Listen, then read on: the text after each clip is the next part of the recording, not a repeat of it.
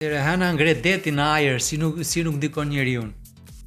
Hana ka fuqinë dhe ngre detin, batica. Ka fuqinë e tërheq detin lart. Të njëjtën gjë bën dhe me energjinë e njeriu. Ne jemi 75% ujë. Atëherë uji, pjesa e lëngësht e ne kur ka hënë të plot, ka tendencën të ngrihet, po bashkë me ujin janë dhe fluidet energjike. Atëherë, çfarë bëjmë ne tani? Jogit e kanë ditur gjithmonë që me hënën plot dhe me hënën bosh, këto janë dy polet e kundërta dhe ne mund të bëjmë punën më të madhe. Kur është hëna e plot, ne punojmë me energjinë dhe meditojmë. Dhe kemi suportin e hënës me pak fjalë. Sepse çfarë bën hëna?